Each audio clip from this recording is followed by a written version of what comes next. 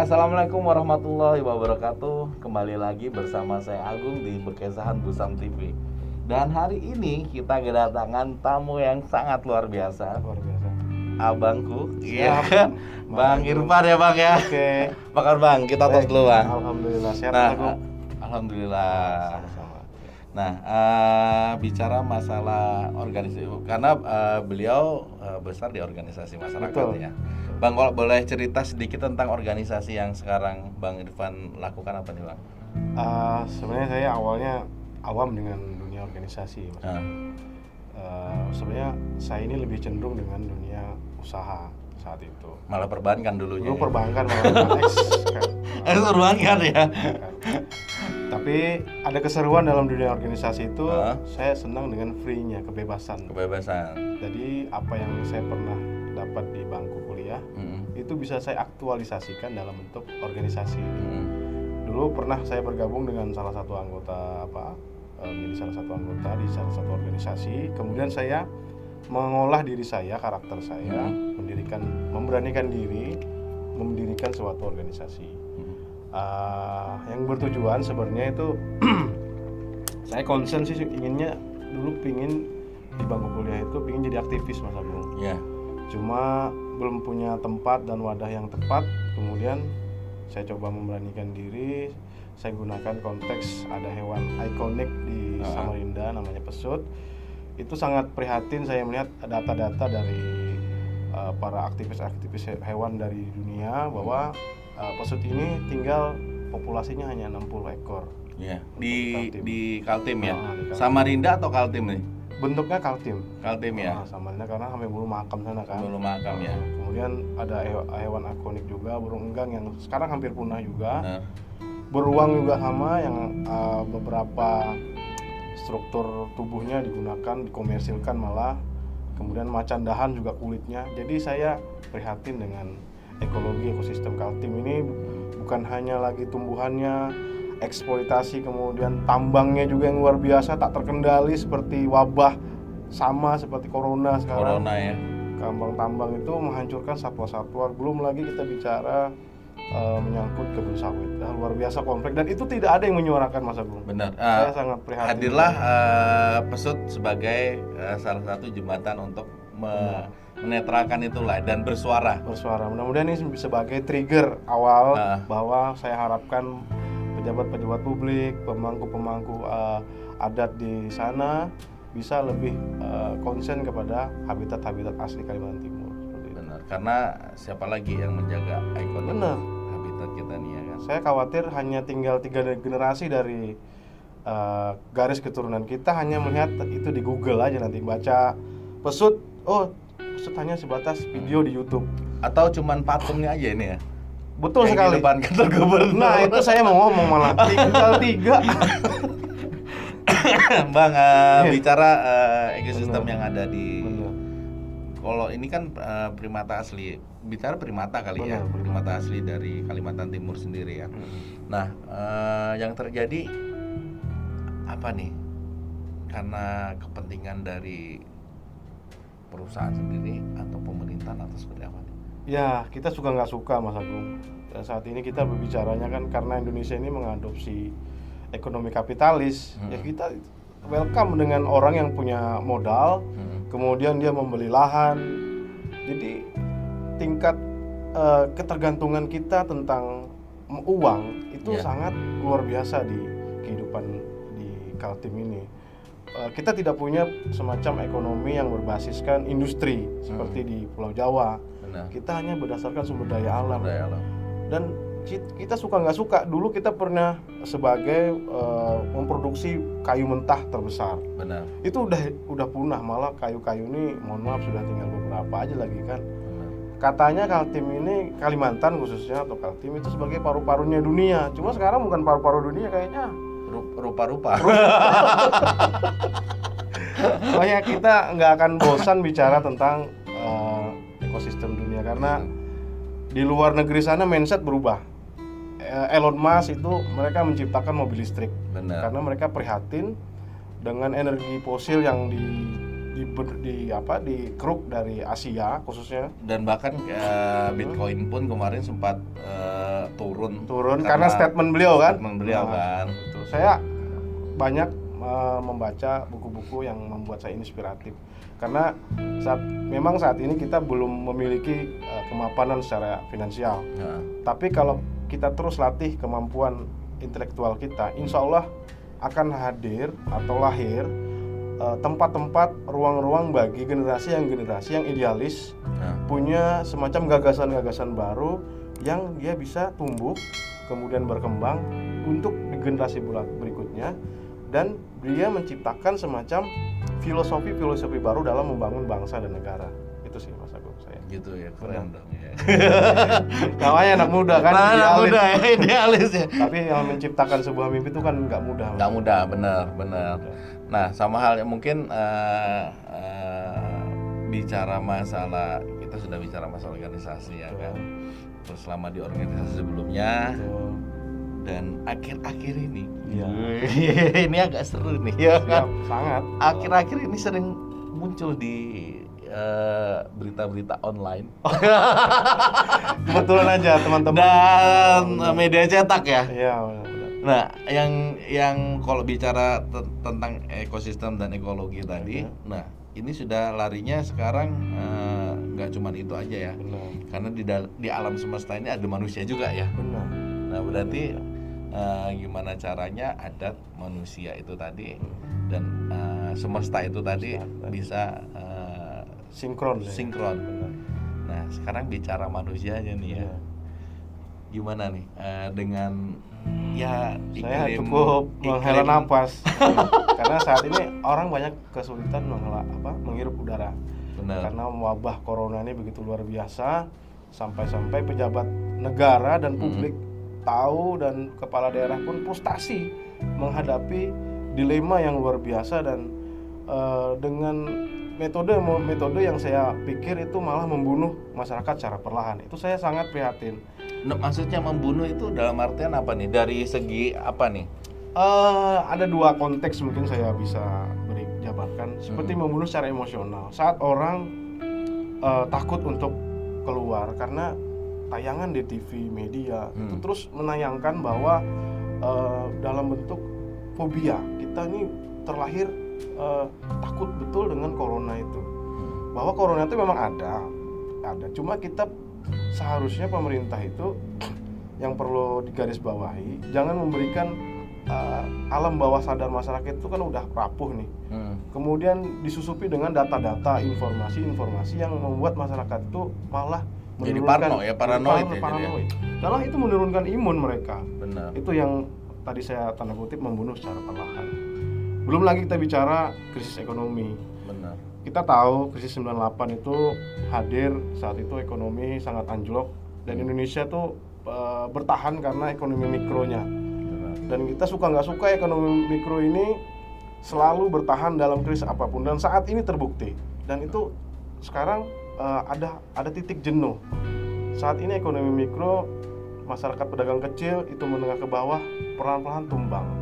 Yang awalnya mereka punya sedikit aset, dia jual aset dia untuk tetap eksis dalam menyalurkan usahanya, tapi kondisi sekarang data menunjukkan itu perlahan-lahan tumbang. Ya, contohnya mungkin yang terpukul saat ini ada pedagang-pedagang kecil ya. Betul, itu saya sangat prihatin.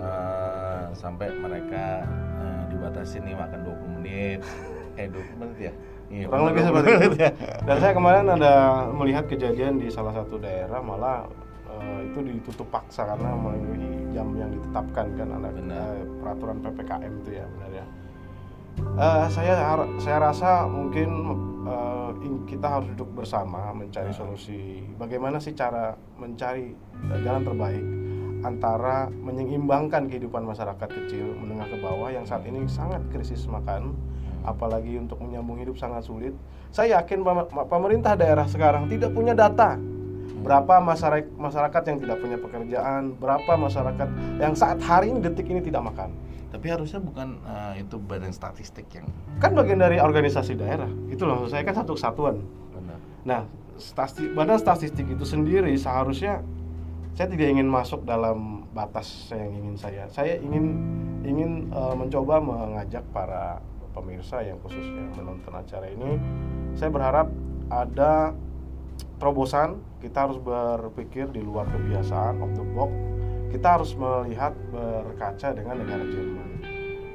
Dari negara Jerman, dia mengeluarkan rilis sebuah kebijakan melindungi masyarakatnya yang terdampak COVID. Kemudian kalau ini sorry, ya, putus sedikit ya Bang ya. Tapi bukannya itu merupakan salah satu amanah dari Undang-Undang Dasar 1945 ya, melindungi segenap tumpah darah. Benar kan? Nah, yang terjadi sekarang menurut saya pikir yang dilindungi masyarakat. Kocek kali ya. Kocek ya. Jadi mohon maaf, saya tidak ingin pesimis. Saya hanya mencoba mengajak pemangku kepentingan publik itu jangan bersikap apatis pada masyarakat. Mengeluarkan kebijakan boleh, tapi pandanglah sisi kemanusiaan. Benar itu. Ya sampai kalau nggak salah di Jerman itu biaya sewa juga digratiskan kayaknya. Kalau situ sih bagusnya di Samarinda juga ada ya. Kalau diharap anak-anak kos pada merdeka semua. Pada merdeka ya. Hidup anak kos ya kan. Karena kita pernah ngerasain jadi anak kos kan, itu nggak mudah. Apalagi yang sekarang, yang dari daerah khususnya itu tambah sulit lagi, luar biasa. Tambah sulit lagi ya. Bang, peran organisasi sendiri. Iya. Kemarin sempat cerita ada salah satu tokoh juga. Siap. Ini kan Samarinda bisa dikatakan salah satu daerah yang memiliki organisasi terbanyak, ya kan? Data dari mana itu? Karena ini masih belum dapat datanya sebenarnya kan. Okay. Tapi kan dengan berjalannya waktu ini semakin banyak organisasi-organisasi yang tumbuh ya kan. Iya, tapi sebenarnya pesan yang mau disampaikan karena ya itu tadi mereka mau mengaspirasikan. Ya. Benar. Nah dari Pesut sendiri yang sudah dilakukan selama ini seperti apa nih, Bang Irfan? Saya pribadi ya bukan masalah yang di media online kemarin ya. Enggak ya. Saya cukup apresiasi dengan diundang di Busan TV ini, Mas Agung. Saya sangat berterima kasih diberikan kesempatan untuk kita berdiskusi, berdialog.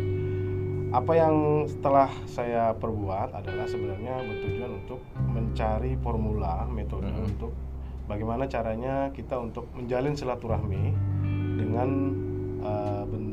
berbagai macam karakter. Benar. Putra-putri daerah Kaltim yang terbaik, salah satu banyak. Cuma mereka belum tampil ke permukaan. Benar. Mereka tumbuh dengan karakter dan cara mereka sendiri. Nah, saat itu gagasan itu coba kita bangun ya. Kita bangun. Apa sih visi di masa akan datang untuk Kaltim, untuk kita ini apa sih? Karena kita saat ini melihat konteks Kaltim ini pekerjaan hanya sebatas short time, jangka pendek. Apakah kita bisa membangun sebuah pekerjaan atau yang rata-rata hampir semua ADART organisasi Kaltim ini berpartisipasi dalam pembangunan daerah. Nah, berperan aktif membangun sumber aktif daya lagi ya kan, aktif, bukan pasif. Nah, itu yang cukup ironis. Kita punya visi dan misi dalam ADART kita masing-masing, tapi dalam implementasinya kita minim untuk bisa berperan aktif. Apa karena belum ada satu sebenarnya sudah ada lembaga yang menaungin kan Kesbangpol semua organisasi ya bapaknya lah itu. Nah, ada pernah terjalin nggak itu menurut Bang Irfan komunikasi antara Kesbangpol, pemerintah, birokrasi, akademisi dan organisasi? Kalau komunikasi pernah mereka ngundang, kita hampir dulu waktu sebelum COVID sudah sering. Cuma kan kontekstualnya kan hanya sebatas formalitas tatap muka, terus tidak ada lagi semacam kontinuitas kelanjutannya nih apa, mau hanya kalau cuma sharing ngobrol ya itu kayaknya gimana ya, kita kayak semacam monoton aja gerakannya. Bener. Kita harus coba buat semacam terobosan baru yang di luar kebiasaan kita. Coba bagaimana sih pemikiran anak Kaltim ini sebenarnya? Benar. Tuh, jadi pemuda-pemuda Kaltim ini sebenarnya cerdas-cerdas banget. Cuma ada batasan-batasan yang tidak kita dapat saat ini di Kaltim, khususnya ya kita tahu lah data bahwa Kaltim ini salah satu pemberi devisa terbesar di Indonesia. Benar.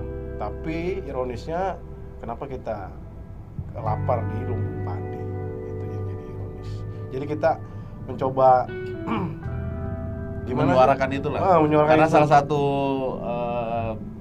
terbentuknya organisasi itu kan sebagai fungsi advokasi masyarakat. Benar. Ya. Dan negara ini merdeka gara-gara organisasi kan. Organisasi kepemudaan malah. Iya, yang Ambon lah dulu kan. Muhammadiyah dan lain-lain. Banyak lah salah satunya kan. Jadi dari situ kita sadar bahwa sebenarnya anggaran Kaltim ini besar. Tapi saya pernah diskusi dengan salah satu anggota dewan dari pusat. Kenapa Kaltim ini besar anggaran, terus pembangunannya sangat buruk, jauh berbanding dengan Pulau Jawa. Benar. Yang saya lihat SDM pendidikannya juga nggak sebagus Pulau Jawa. Kita kenapa tolak ukurnya Pulau Jawa? Karena ya pemerintahan pusat kan di sana. Benar. Memang ada tempat tertinggal yang lain, tapi kita kenapa sih ada jarak antara Pulau Jawa dan Kalimantan yang itu sekatnya itu tambah hari tambah jauh. Kenapa SDM Kaltim ini tidak sebagus Pulau Jawa dalam segi pendidikan ya, mohon maaf. Saya mengkritisi dalam segi pendidikan. Pendidikan kita bagus di Kaltim, tapi kenapa tidak ada semacam kualitas yang sama? Hanya sebatas kuantitas. Kalau di Kaltim ini saya lihat kuantitas banyak sarjana muda, tapi kualitasnya mohon maaf di bawah garis. Ya. Itu masuk dunia apa industri. Mungkin karena di sini nggak ada industri sendiri. Salah satunya. Jadi begitu kuliah selesai cek dulu ya CPNSD ya kan. Mungkin yang jadi mindset itu benar. Saya menyalahkan metode pendidikan kita. Kita ini didoktrin dari awal memang untuk jadi employee. Makanya kita harus sadar bahwa pemuda Kaltim itu seharusnya jadi pengusaha minimal. Walaupun saya sebenarnya belum jadi pengusaha juga sih, baru merintis. Memang nggak mudah, memang itu seperti jatuh bangun. Tapi paling tidak kita coba bangun semacam diskusi-diskusi agar potensi-potensi dari generasi yang baru ini tumbuh dan berkembang seperti itu. Ya, jadi kalau dibilang ya akhirnya kayak dianggurin aja SDM kita nih. Jadi ironis sih, makanya saya bilang anggaran kita besar tapi apa program-program kerja dari pemerintah ini kurang, pemerintah daerah khususnya. Ya. Saya pernah dapat data-data dari salah satu anggota dewan di pusat bahwa ini harus ada gerakan semacam kita harus mempertanyakan karena kita punya hak dalam bernegara. Keterbukaan pabrik. Undang-undang keterbukaan pabrik. Dan itu juga akses sulit Mas Agung. Saya pernah nyoba di BPK itu sangat sulit. Data itu ada beberapa yang saya bentuknya itu ada yang berupa rincian angka, hanya secara gambaran secara umum. Nah, kita tuh kalau meminta data di sana itu hanya sebatas gambaran umum. Tapi kalau yang spesifikasi itu yang agak sulit. Karena di situ nanti kita akan lihat penggunaan anggaran ini tepat sasaran atau mohon maaf ada fraud di situ. Yang mohon maaf kita sudah sama-sama tahu kan bahwa salah satu bank daerah di Kaltim ini ada skandal yang itu cukup luar biasa NPL-nya. Dan itu saya sangat prihatin karena itu menyangkut dana pihak ketiga masyarakat. Saya khawatir ini dijadikan semacam pembiaran terus hingga akhirnya bank itu akan kolaps. Ya mungkin rata-rata yang terjadi saat ini ya. Iya. Kalau bicara Prusda dong itu ya. Prusda ya. Kita bicara Prusda lagi luar biasa lagi skandalnya. Aduh, itu banyak tersangka kan? Tersangka di situ yang. Jadi aduh ya. Iya, tapi kita suka nggak suka harus bicara Mas Agung, ya kan? Benar. Suka nggak suka ya kita harus bicara. Harus bicara. Masyarakat harus open mind bahwa melihat perspektif anggaran Kaltim besar, tapi kenapa tidak terserap ke masyarakat? Dan benar. Itu sangat akses kita itu sangat minim sekali. Apa memang sengaja dibiarin seperti itu atau gimana ya? Saya malah ingin bertanya dengan Mas Agung juga. Saya prihatin juga kalau sifatnya izin sebentar. Kalau kondisi seperti ini dibiarkan, lama-lama kita akan melahirkan pemimpin atau generasi korupsi. Tidak ada yang namanya kita pemimpin yang kita impikan di masa akan datang itu yang idealis, memang buat masyarakat itu kayaknya berat kayaknya. Kalau kita membiarkan, makanya kita harus sering giatkan mengkritik sedikit bukan ekstrim ya, sedikit supaya mereka tahu aturan dan batasan dalam mengelola anggaran daerah. Nah, oke.